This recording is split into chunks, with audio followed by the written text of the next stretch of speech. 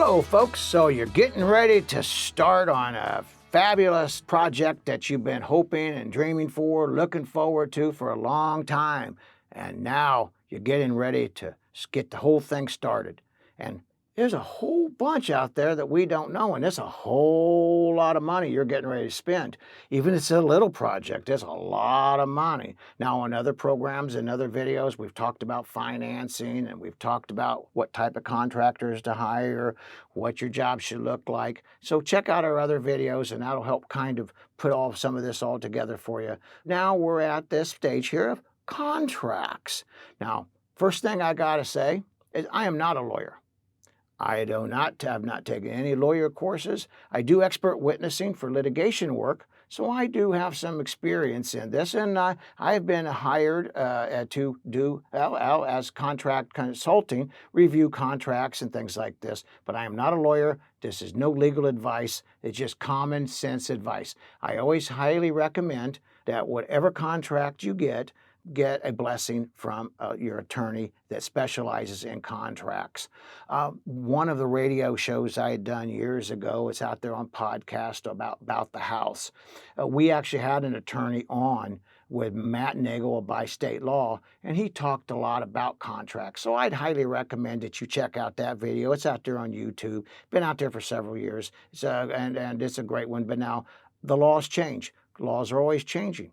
And normally the laws are changing, hopefully for your benefit, to the homeowner and not for the contractor. But nevertheless, you want to make sure that your contract is good and solid. Folks, this happens all the time, poor contract writing. And this is where a lot of this stuff gets slipped through the cracks. And so what we want in our contracts is that we're going to want a full scope of work, right? That is, exactly what the job is going to look like. You also want to have how you're going to attend to any change orders, because things do happen.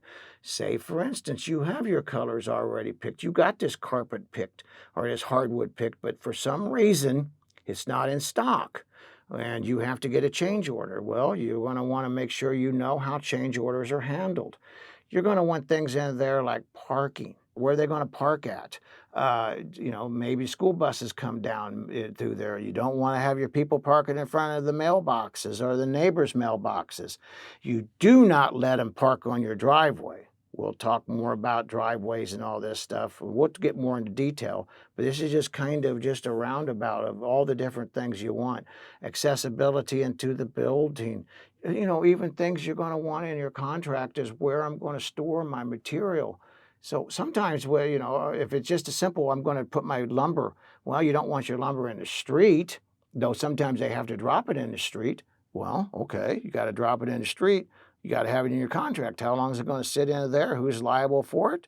If anybody gets hit, you want to make sure that there's no guesswork. I guarantee you if something bad happens, the contractor's going to come back and say, well, it wasn't in the contract. But you're also going to want things like bathroom facilities.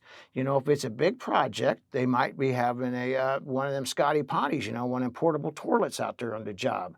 You want to know where it's supposed to be sitting at. There's code things that's issues in regards to this. If there's any equipment like bobcats and things like this that are having to, coming on and off the job, you want to know where they're going to be parking them at.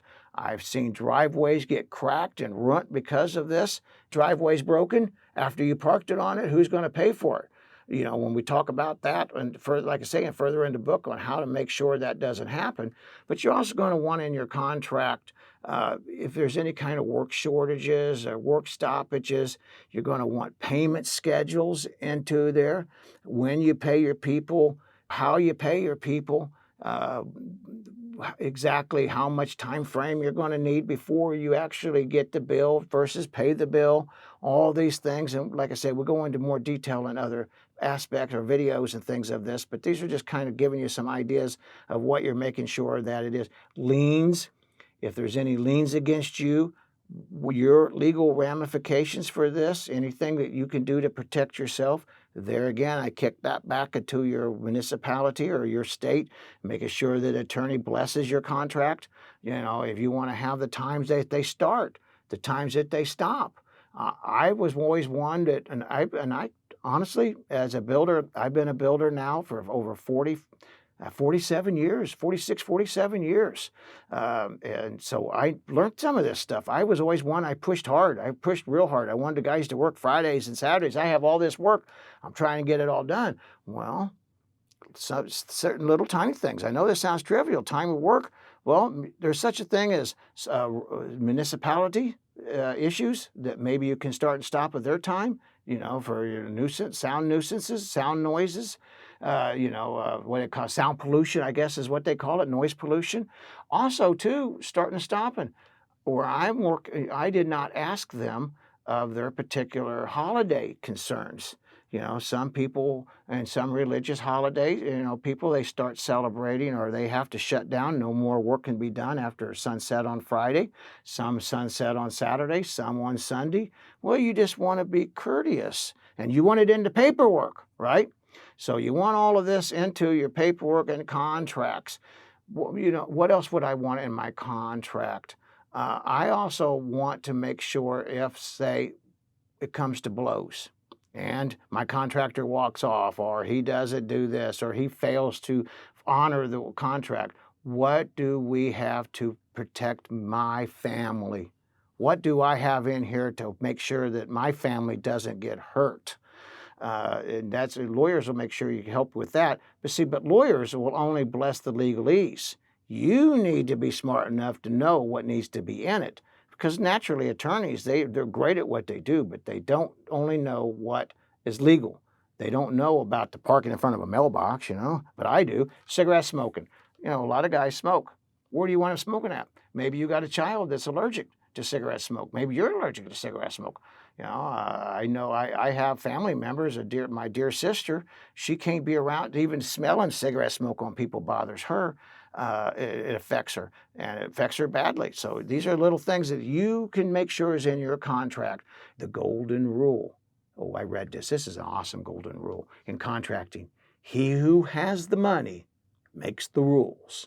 Remember that. I love that statement. He who has the money makes the rules. This is all about helping people. I'm so excited about this. I just really think this is one of the most greatest things I've ever done to help the world, to help society, is this book. I'm just that excited in it. It's probably my last big hurrah as I go closer into retirement. And I want to share everything that I learned with you folks, so your jobs will be smooth, so you will have a great enjoyment, and it'll be fun. Not a nightmare, not another horror story. Thank you, folks. Appreciate you watching our videos.